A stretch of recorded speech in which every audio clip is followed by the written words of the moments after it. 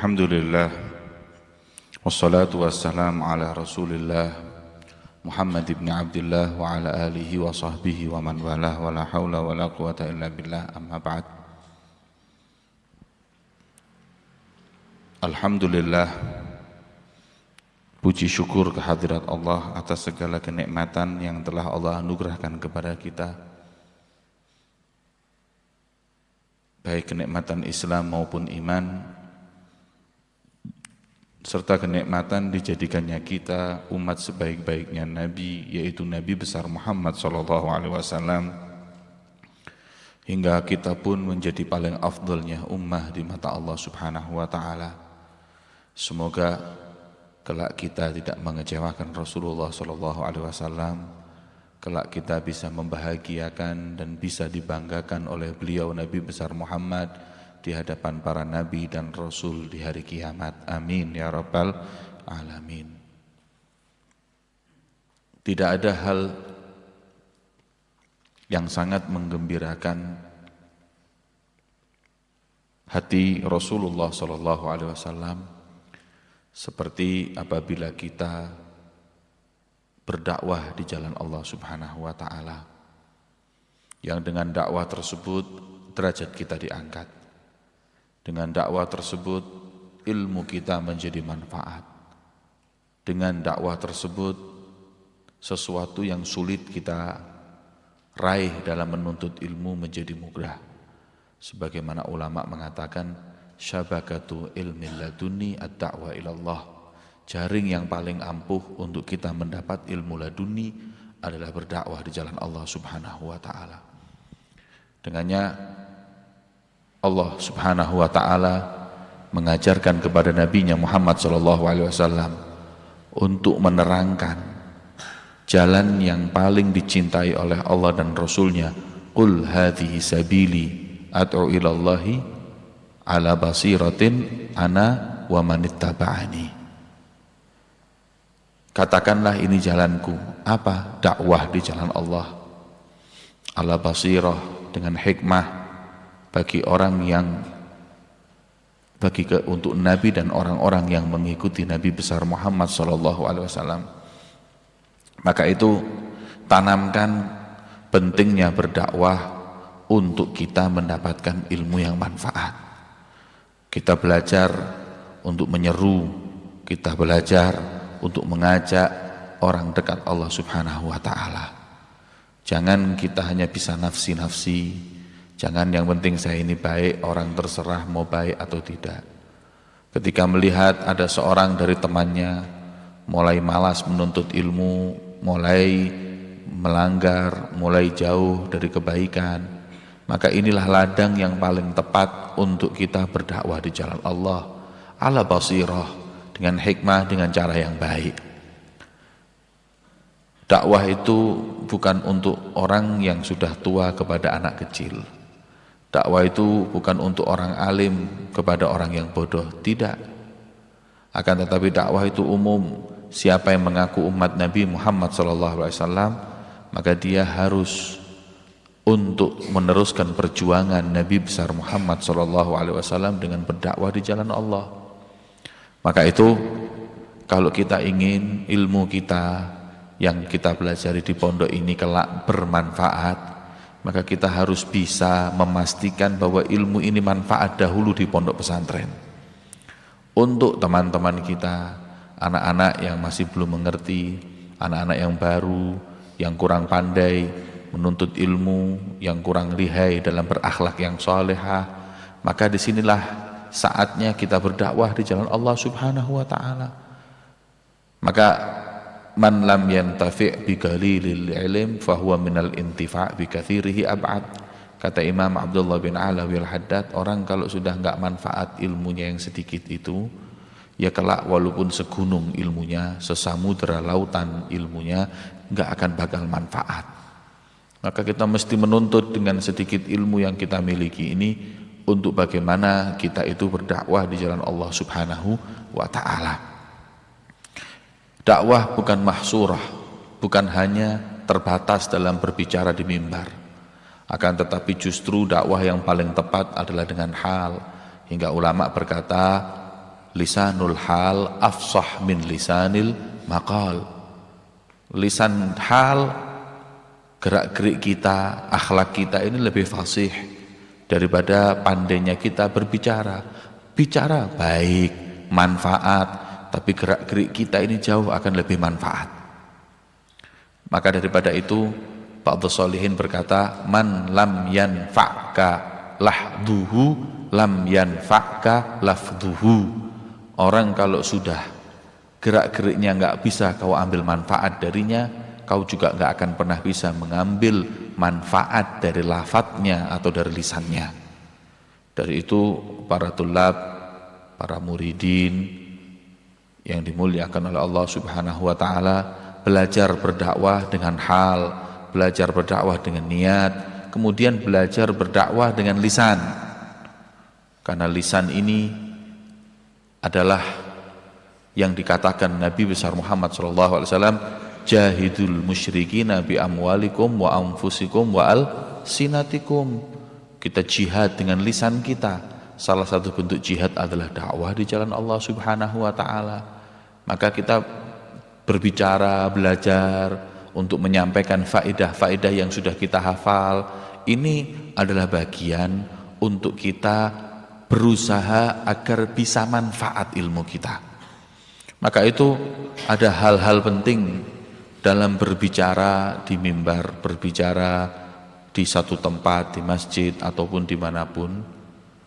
Hal yang penting yang harus benar-benar kita tekankan, kita perhatikan. Apa langkah awal bagi orang yang ingin untuk dia berdiri dan berbicara atau memberikan mau'idhah? Apa langkah awalnya? Yang pertama adalah ikhlaskan niat. Yang pertama niat lillahi ta'ala. Kalau orang itu berdakwah, menyampaikan faedahnya, mengajak teman-temannya dalam berdakwah, yang paling utama itu ikhlas. Jadikan ini bukan pandai-pandainya kita berbicara, pandai-pandainya memberi faedah, enak-enaknya kita membawa orang, bukan. Akan tetapi ikhlaskan, sampaikan ini semua karena Allah Subhanahu wa taala, thalaban limardhatillah, untuk menggapai ridha Allah, ridha Nabi Muhammad sallallahu alaihi wasallam, dan hal-hal yang baik yang dapat kita ambil ketika kita menyampaikan hal tersebut. Maka itu kalau sudah kita enggak ikhlas dalam mengajak orang kepada Allah Subhanahu wa taala, niscaya enggak akan manfaat. Ya, kata ulama, kalau keluar ya ma kharaja minal lisan la yujawiz ilal adhan. Kalau yang keluarnya dari lisan ya nanti enggak lepas, enggak lewat kecuali telinga. Tapi kalau ma kharaja minal janan, kalau keluarnya dari hati ya, keluar apa dari hatinya pasti akan sampainya ke hati. Kalau orang menyampaikan ke hati, nyampainya ke hati. Tapi kalau menyampaikan dari lisan ya la yujawiz ilal adhan, nggak akan lebih kecuali ke telinga saja, masuk sini keluar sini, nggak manfaat ya. Maka itu ikhlas karena Allah menyampaikan, bukan untuk dipuji, bukan untuk disanjung. Nggak sedikit orang yang ceramahnya pandai, cuman hanya dipuji tapi nggak ada yang amalkan, nggak ada satupun. Masya Allah ya akhir kalam ya, kalau sudah habis ceramah, Masya Allah ceramah ente ya akhir kalam zen, faedah, Masya Allah ini semua ya akhir, mantap. Siapa yang tobat gara-gara omongan inti? Mahat. Ada yang ulama Masya Allah bikin orang nangis, tapi tetap keluar dari majelis itu ya riba, ya ninggal sholat, manfaat. Maka dari itu keikhlasan niat ini penting dalam berdakwah di jalan Allah Subhanahu wa ta'ala. Ini yang pertama. Yang kedua, tata hati. Orang ketika mau berdiri, mau menyampaikan faedah atau memberikan dakwahnya kepada teman-temannya atau kepada umat Nabi Muhammad SAW, yang paling penting yang kedua setelah ikhlas adalah tidak boleh kita itu menganggap diri kita lebih baik daripada mat'u, orang yang didakwahi. Jangan sekali-kali kita merasa diri kita ini lebih baik. Kita ngajak orang untuk nuntut ilmu, kita ngajak orang untuk berakhlak mulia, kita ngajak orang membersihkan hati dan lain-lainnya, kita pun harus yakin kita lebih dikit ilmunya, lebih kotor hatinya, lebih berjelek akhlaknya daripada sang mat'u atau orang yang kita ajak dalam berdakwah tersebut. Ini yang harus ditanamkan ketika orang mau berdakwah. Kalau mau manfaat, maka daripada itu jangan sampai ada dalam hati kita perasaan ana ahsan minnu, ana a'lam minnu, ana hadza muskilah, ana hadza kalamu syaitan, kalamu iblis, ana khairun minhu khalaqtani min narin wa khalaqtahu min tin, hadza kalamu iblis, hadza ana ahsan minnu hadza. Maka daripada itu jangan sampai ada perasaan seperti itu. Ketika orang berdiri berdakwah, dia niyabah an Rasulullah sallallahu alaihi wasallam, maka itu jangan sampai lepas dari sunnah Nabi Muhammad sallallahu alaihi wasallam. Ketika mau berdakwah, jangan lepas dari sunnah dengan memulai dakwah itu dengan hamdalah, bukan dengan assalamualaikum, tapi dengan hamdalah, alhamdulillah. Karena layusan disebut bahwa sesungguhnya an layakuna syari' mabda'an akhar. Syariat itu mensunahkan asal jangan kalau sudah syariat memberikan permulaan. Jadi kalau kita berkhutbah, baik khutbah Jumat, khutbah apapun, itu nggak pakai assalamualaikum. Akan tetapi karena sudah menjadi adat di kita, ya kita di hadapan orang awam pakai assalamualaikum. Tapi kalau kita di kalangan orang-orang yang berilmu, jangan, nggak usah pakai assalamualaikum, karena itu nggak disunnahkan.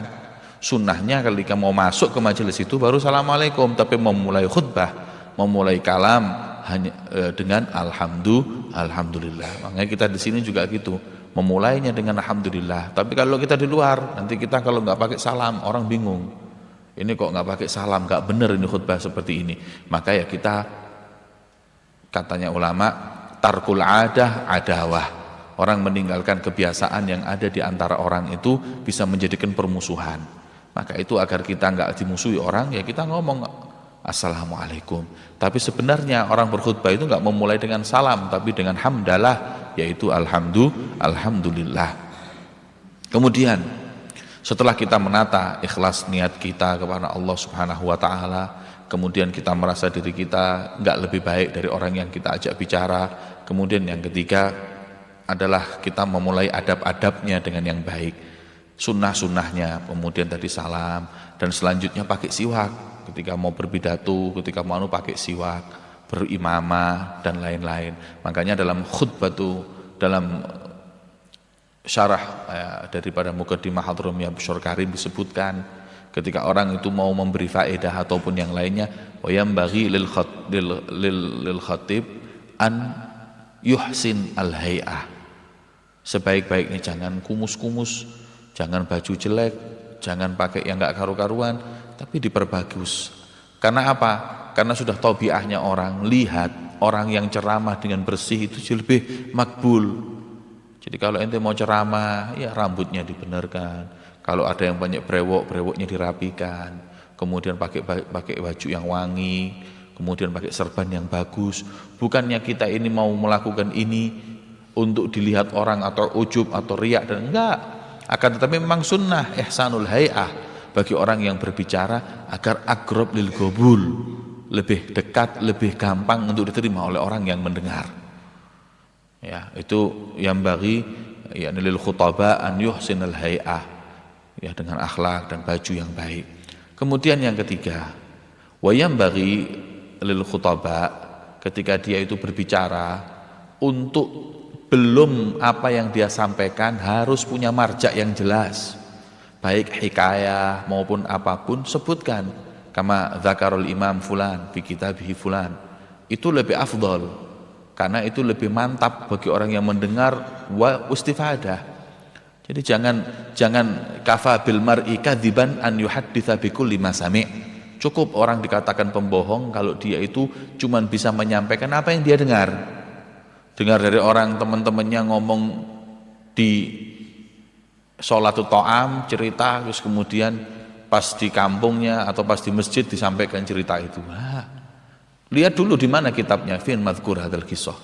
Oh, ini kisah ini madhkur di kitab Manhajus Sawil Habib Zain. Lihat, diceritakan. Dan cerita kalau kita baca sendiri itu jauh lebih afdal, karena lebih pas. Oh, ini ceritanya gini, jangan ada kelebihan, jangan ada kekurangan. Oh, ceritanya gini, oh gini. Kemudian kata Al-Habib masyhur, bin Muhammad bin Saleh bin Hafid, ya, wa yanbaghi lil khutaba an la yaghlat fil ayat wal hadis. Kemudian kalau kita mau menyampaikan faidah, mau menyampaikan ayat Quran ataupun hadis Nabi Muhammad SAW ataupun nadham syair yang kita ketahui, kita harus merujuk dari kitab dan sunnah tadi itu dengan jelas. Jangan sampai ya kita ceramah di podium kemudian ayatnya salah, hadisnya keliru, atau kadang-kadang menyebut cerita Imam Syafi'i berkata padahal itu bukan perkataan Imam Syafi'i dan lain-lain. Ini harus betul-betul diperhatikan. La ta'tamid ala qauli ahad, la ta'tamid ala qauli ahad. Jangan kalian bersandar dengan kata-kata Ustaz Jamal. Ustaz Jamal berkata, mina Ustaz Jamal berkata. Ya, Bin Habib Jamal itu ngomong dari mana? Kata Ustaz Jamal orang gini-gini, had. Kata apa namanya hadis Rasul mengatakan gini, had, di mana itu, di mana? Ayat Allah mengatakan, nah di mana ayat ayat apa itu? Ya, surat apa, ayat mana? Dibaca. Qissatus Shalihin ini, oh kalam Imam Abdullah bin Al-Hadid, dilihat. Bukannya kita nggak percaya sama orang-orang yang berbicara, tapi ketika kita menyampaikan sesuatu yang sudah kita pasti kebenarannya, rujukannya, itu kita lebih enak dan kita lebih bisa pasti dalam menyampaikan kebenaran. Bukan cuma sekedar menukil, nanti kita termasuk golongan qassasin. Qassasin itu orang-orang yang cuma pandai bercerita tapi nggak jelas ceritain dari mana. Yang diceritakan ini fulan min fadhail shalah ala nabi gini-gini, di mana ada kitab mana itu ada fadilah salat ala nabi seperti itu. Waduh, enggak tahu, anak-anak dengar satu kiai ceramah ngomong kayak gitu. La ya enggak ada. Oh, di kitab syarah Ratibul Imam Abdullah bin Alawi Al-Haddad. Oh, khalas, catat.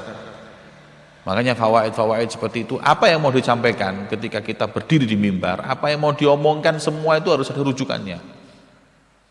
Jadi jangan sekedar cuma nyampaikan, atau kadang-kadang ini sering disampaikan ini ahsan, datang berdiri assalamualaikum alhamdulillah wassalatu wassalam qala Rasul sallallahu alaihi wasallam almar'u ma'aman ahab, ya, rawahu Tirmidzi. Wis enggak usah banyak ngomong, almar'u ma'aman ahab, orang akan dikumpulkan dengan orang yang dicintai. Semoga kita dikumpulkan oleh Allah dengan orang yang dicintai. Wassallallahu alaihi wasallam Muhammad, hadza afdal.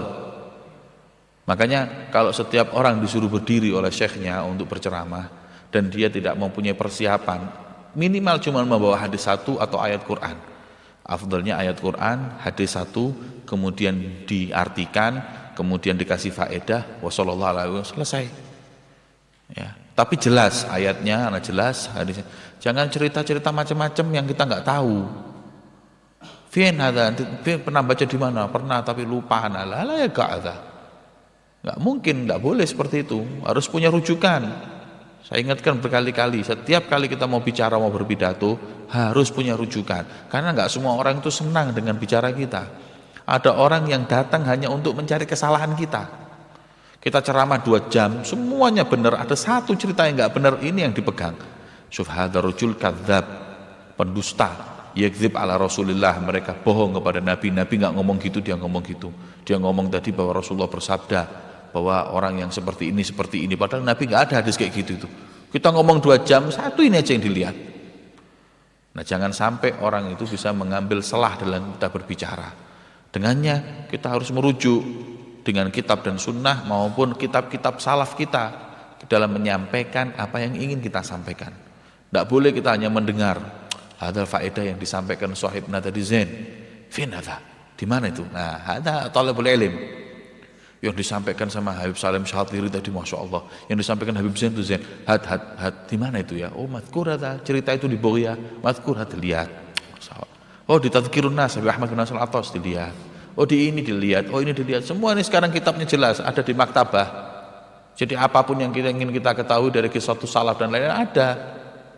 Ya, maka daripada itu, apabila kita menyampaikan apa yang ingin kita sampaikan, pastikan dulu kebenarannya, ya, agar kita betul-betul bisa yakin dalam menyampaikan manfaat tersebut. Ada banyak adab-adab yang harus kita pegang dalam kita berdakwah di jalan Allah Subhanahu wa taala. Yang pertama tadi apa? Ikhlas di jalan Allah Subhanahu wa taala. Yang kedua, kita nggak boleh merasa diri kita lebih baik daripada orang yang kita ajak. Dan yang ketiga, an ya'ti bisunan, membawa sunnah-sunnahnya sebagaimana ihsanul hay'a, memakai minyak wangi, kemudian memakai siwak dan lain-lainnya. Dan selanjutnya tadi itu ada hal-hal yang harus diketahui oleh seorang khutbah, yaitu adab-adab dalam berbicara, menyampaikan pembicaraan tersebut. Dan terakhir apa yang disampaikan oleh Habib Umar, wa yambaghi lil khutbah, ketika dia berbicara dia tidak melalaikan hal yang berkaitan dengan momen saat itu. Sekarang kita ini bulan apa? Dzulhijjah. Habis Dzulhijjah apa? Muharram. Ke Dzulhijjah ini kita doakan orang-orang yang haji agar insya Allah haji mereka jangan lepas daripada momen saat itu. Kita Dzulhijjah, habis gini kita mau masuk Muharram, ingatkan orang ini tahun baru ya, harus yang tahun baru itu berarti umur kita nambah, ini semua. Jadi harus sedikit ya, sedikit apa yang berkaitan dengan momen tersebut disampaikan. Dan ada perkataan daripada masyayikh kita yang juga afdol untuk kita lakukan, wa yambaghi lil khutbah an ya'tiya bi kalami syaikhih, walaupun hanya satu kalimat. Jadi kalau kita bicara panjang lebar harus kita bawa kalamul Habib Umar, walaupun kadang-kadang itu enggak kita sebutkan kalau itu kalamnya Habib Umar. Ya, kita sampaikan dikit, kita ngomong bahwa sesungguhnya ba'dul sholihin atau ba'dul aulia berkata gini-gini. Karena kita enggak semuanya orang bisa menerima guru kita. Kalau di sini kita bisa terima. Kita ngomong Habib Umar bin Muhammad bin Salim bin Hafid, beliau mengatakan bahwa dalam ceramahnya seperti ini, atau mengatakan dalam perkataannya atau dalam diwannya atau banyak kitabnya Habib Umar. Itu jangan lepas dari sedikit min kalamil Habib Umar. Kalau di depan orang banyak, kita enggak semuanya orang menerima Habib Umar, qala ba'dus sholihin. Ya, man hafat ala adabin naum sara naumuhu yaqadhah, seperti contoh orang yang jaga adabnya tidur, tidurnya seperti orang yang jaga. Maka kita harus ini dan itu. Nah ini kalamul Habib Umar, walaupun kita nggak usah nyebut kalau itu kalamul Habib. Dengannya insya Allah akan semakin manfaat dakwah kita di jalan Allah Subhanahu wa taala. Wassallallahu ala sayyidina Muhammadin wa ala alihi wasallam. Walhamdulillahirabbil alamin.